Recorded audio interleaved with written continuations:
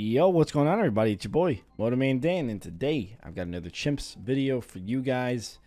This one, I wanted to go with the theme of Haunted, because it's a very spooky map. You know, the jack-o'-lantern with its glowing green eyes, and you know, it's the pumpkins over on the right-hand side and stuff. So anyways, it's a very Halloween-esque map, and I wanted to do some sort of spooky theme to it on Chimps, of course, black border. The dart monkey is a very particular position. If you put him too far to the right, too far to the left, he won't be able to make it past the first few rounds with the upgrades that he has. And so, you know, if you're retrying this, you got to make sure that he's kind of in the right position. You'll know because on the wave 6, I guess, or the first wave that you get on Chimps, he'll pop it. He'll pop the first group into 2 blues and a red. There's a bunch of greens that come out. He'll pop them into 2 blues and a red.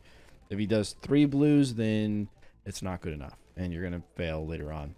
The beginning part of this is actually kind of scary until you get to the necro. Then it becomes pretty coasting after that. But you just don't have a lot of popping power until you get to the necro. The wall of fire is definitely very important to have, as Illy cannot hold on her own because she's too low level. And the wall of fire is not good enough for everything. But once you get the necromancer, it's an expensive thing to save up for. It's a risky thing to save up for. But once you get him, he's going to help clear up everything. So, obviously, the Prince of Darkness is a scary, spooky tower. I also decided with the Super Monkey to go for a Tech Terror because Bloons are probably scared of their resurrected allies of the battlefield coming to fight against them. But they're probably also just as terrified as a balloon mass murdering robot that shoots out laser beams out of guns, and he's relatively massive compared to the balloons as well. So, you know, he's relatively large. Other than that, though, we went for a secondary necro. We got one Prince of Darkness and the other one a necromancer because Azili buffs the pierce of the reanimated balloons from the Prince of Darkness and the necromancer, and the Prince of Darkness buffs the necromancer. So I figured, why not do an additional necromancer?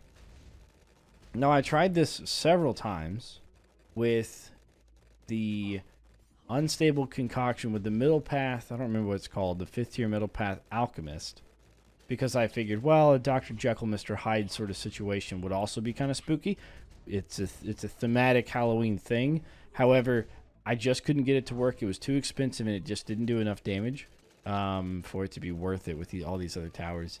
And so I decided to skip that this time, and it worked out swimmingly well, not ever specking into that. And so what I ended up doing is we went for the top path, 4th tier top path Spike Factory, because it has skulls on it, to symbolize the demise that the balloons are going to face whenever they face the Spike Factory. So here is our second necro, and it doesn't really matter where I put it. I'm kind of messing around with where to put stuff. And then we're going to put our Spike Factories down in that area. And that's about all she wrote. That's really all we're going to do. We're going to keep spamming our Tech Terror ability to kind of speed up through rounds a little bit, and our Azili Moab popping power tower as well. Unfortunately, she does not reach level 20 by the end of this, so she cannot affect bad balloons. But we don't necessarily need her to. Everything else pops pretty quickly there. So, all right, guys. That being said, that's all I really had to say about this. This was definitely a fun one. It took quite a few tries to figure out what towers are actually worth purchasing and whatnot. And there's not a ton of spooky towers out there. You know, there really isn't. But I think we did a good job with this. Anyways, if you like the video, and don't forget to comment and subscribe, and I will catch you on the flip side. All right, deuces.